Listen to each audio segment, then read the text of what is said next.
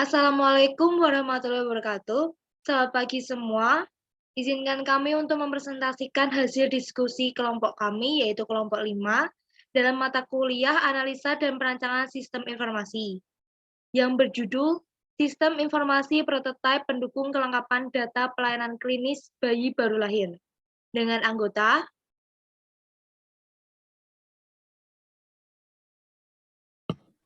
Saya Apriliana Aspika dengan NIM D22-2020-02982. saya Elvina Alvarata Kartika dengan NIM D22-2020-02986. Saya Gilayo Asyari dengan NIM D22-2020-02988.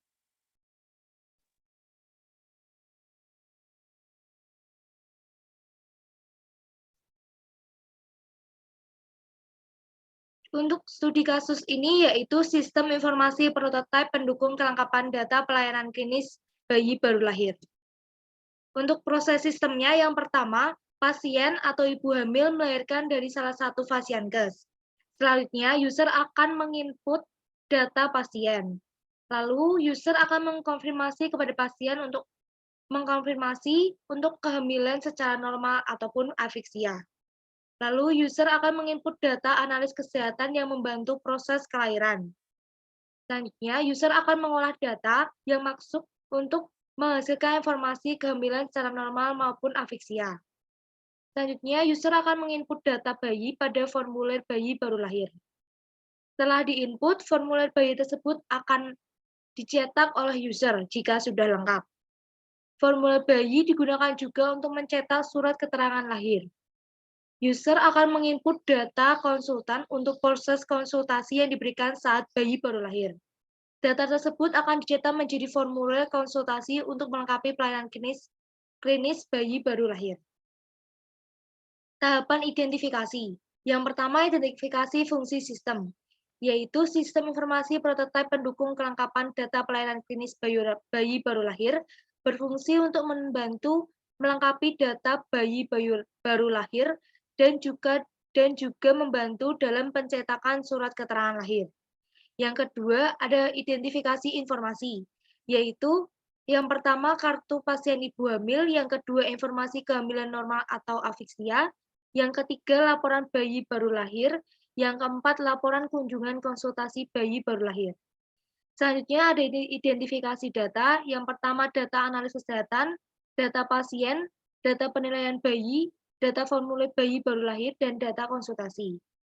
Selanjutnya ada identifikasi tujuan informasi.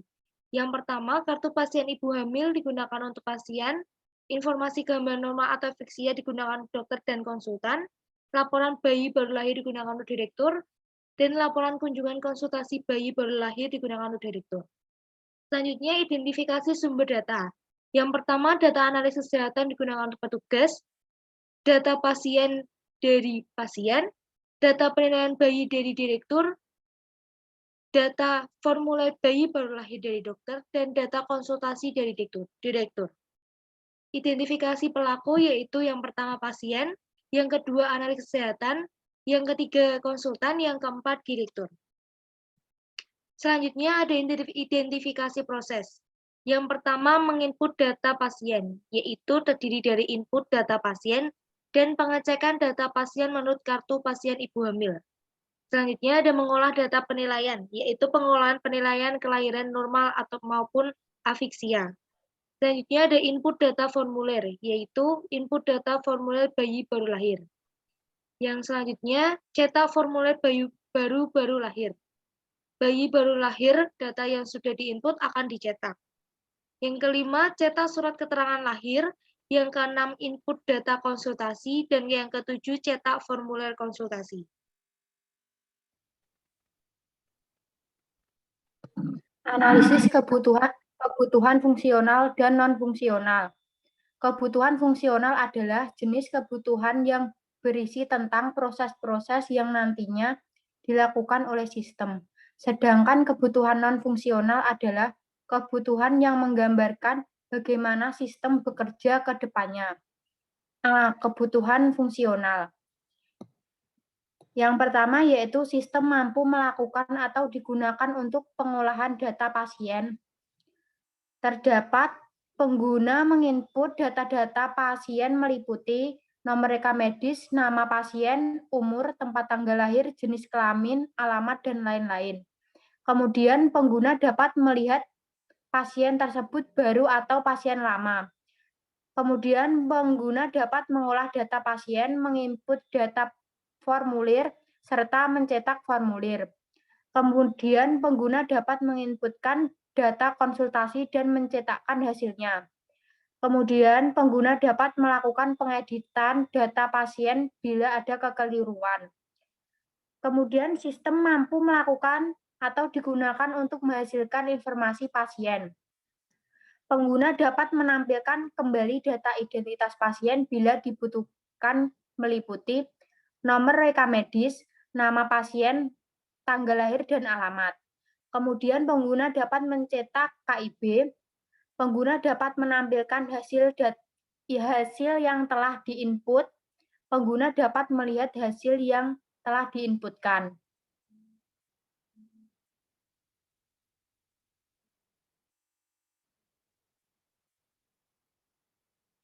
B. Kebutuhan non-fungsional. Operasional. Menggunakan Windows Exchange Server 2010. Spesifikasi komputer minimal Pentium 2. Kebutuhan RAM 256 GB. Kebutuhan hard disk 20 GB dan printer serta komputer. Kemudian untuk keamanan, yaitu sistem aplikasi dan database dilengkapi user dan password. Ruangan pendaftaran dilengkapi dengan CCTV dan AC. Untuk informasi, digunakan untuk menampilkan data pasien baru dan lama. Digunakan untuk menampilkan kunjungan pasien di pelayanan bayi baru lahir pada fasilitas kesehatan primer. Kemudian digunakan untuk menampilkan informasi data formulir di pelayanan bayi baru lahir dan cetak keterangan lahir pada fasilitas kesehatan primer. Kemudian digunakan untuk menampilkan informasi data konsultasi di pelayanan bayi baru lahir pada fasilitas kesehatan primer. Yang terakhir yaitu kinerja. Waktu pendaftaran pasien setiap harinya hanya sampai jam 12. Kemudian kuota pendaftaran setiap harinya 100 pasien. Kemudian DFD level 0 atau diagram konteks. Untuk user atau disebut entitas luar atau external entity. Untuk arah panah yang mengarah pada manajemen bayi baru lahir, yaitu menjelaskan memasukkan data. Data dari user dimasukkan ke manajemen bayi baru lahir. Sedangkan untuk dari arah panah manajemen bayi baru lahir diarahkan ke user, yaitu berarti mengeluarkan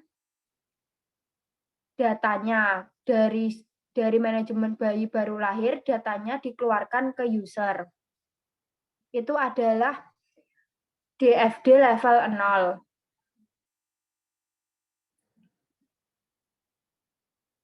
Next.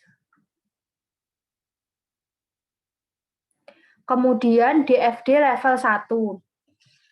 Ini terdapat user atau entitas luar. Kemudian arah panah yang menginput ke bagian seperti 1.2 proses input dan data pasien berarti memasukkan data dari user ke proses input data pasien. Kemudian data pasien tersebut disimpan di pasien. Untuk keterangan seperti formulir bayi yang arah panahnya ke bagian cetak formulir seperti itu, yaitu menjelaskan data dari formulir bayi, kemudian datanya akan dikeluarkan ke bagian cetak formulir. Ini adalah gambar dari DFD level 1.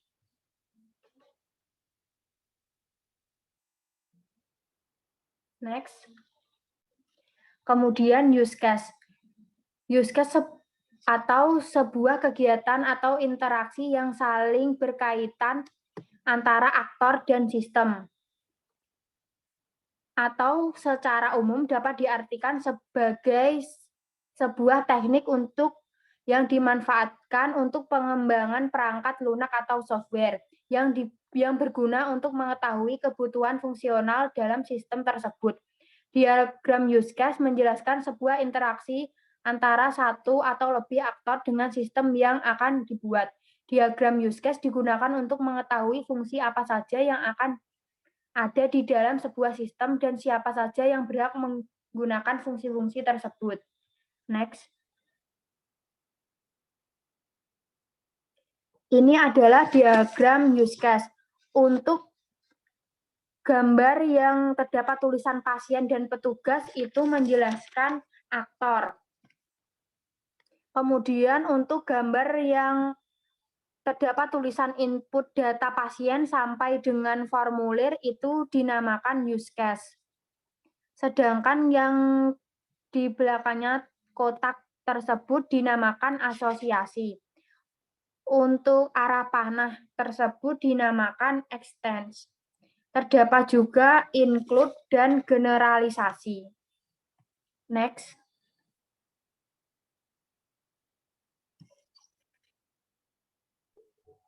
Selanjutnya, desain interface dan desain input atau output.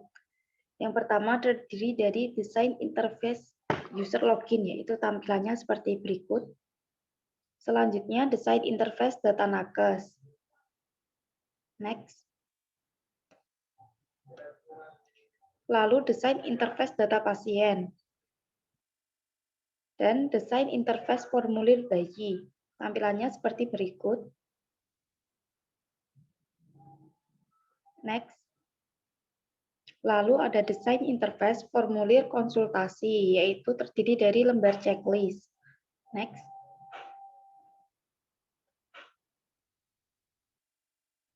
Dan ini adalah output formulir bayi baru lahir. Next. Selanjutnya ada output surat keterangan lahir, yaitu seperti ini tampilannya. Next. Selanjutnya, ERD prototipe pendukung kelengkapan data kelayanan klinis bayi baru lahir, yaitu user menginput data pasien yang terdiri dari nomor KTP pasien, tanggal, nomor RM, alamat, umur suami, pekerjaan suami, nama suami, nomor KTP suami, umur pasien, tanggal lahir pasien, pekerjaan pasien, dan nama pasien. Setelah itu, user menginput data nakes yang terdiri dari ID nakes, nama nakes, profesi, username, dan password. Setelah itu, user akan menginput data formulir bayi yang terdiri dari ID formulir, nomor RM, nama bayi, pemeriksaan fisik, keterangan kelahiran, dan jenis kelamin. Setelah itu, user menginput data konsultan yang terdiri dari ID konsultan, nama konsultan, keterangan perawatan, dan tanggal.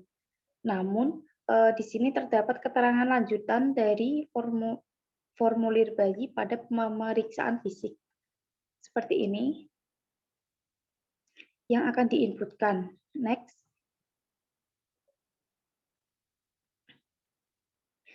Yang terakhir ada kamus bahasa. Yang pertama yaitu kamus data user. Nama arus data yaitu data user, alias yaitu data underscore user, bentuk data yaitu dokumen cetakan komputer, arus data yaitu proses sampai pasien, penjelasan yaitu sebagai identitas user atau petugas yang menginput data pasien, periode yaitu setiap kali ada pasien ibu hamil melahirkan, volume tidak ada, struktur data yaitu header plus isi. Header yaitu nama pasienkes, isi terdiri dari username, nama, ID user, dan password. Setelah itu kamus data nakes.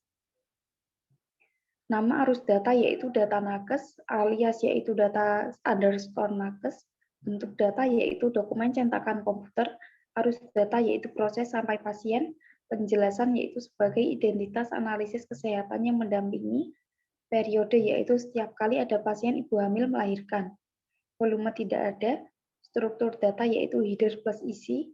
Header terdiri dari nama Fasiankes. Isi terdiri dari ID nakes, nama nakes, profesi, username, dan password. Next. Lalu kamus data.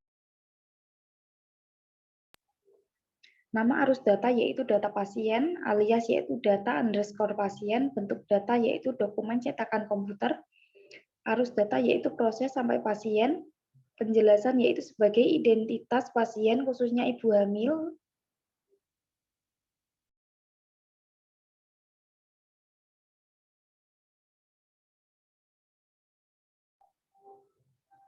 periode yaitu setiap kali ada pasien ibu hamil melahirkan. Volume tidak ada, struktur data yaitu header plus isi, header yaitu nama Fasiankes dan isi. Next.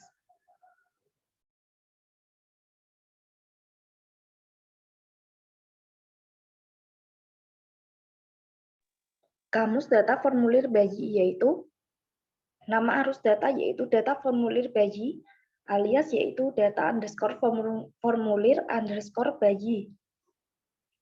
Bentuk data yaitu dokumen cetakan komputer, arus data yaitu proses sampai pasien, penjelasan yaitu sebagai catatan data formulir bayi, periode yaitu setiap kali bayi baru lahir.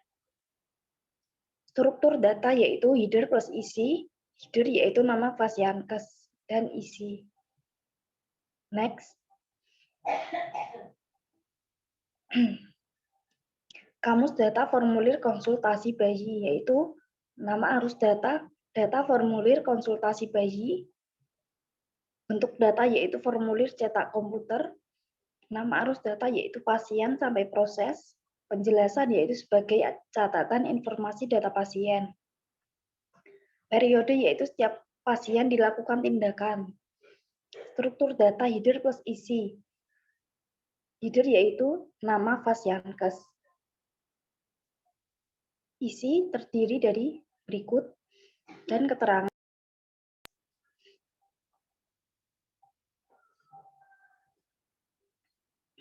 Next.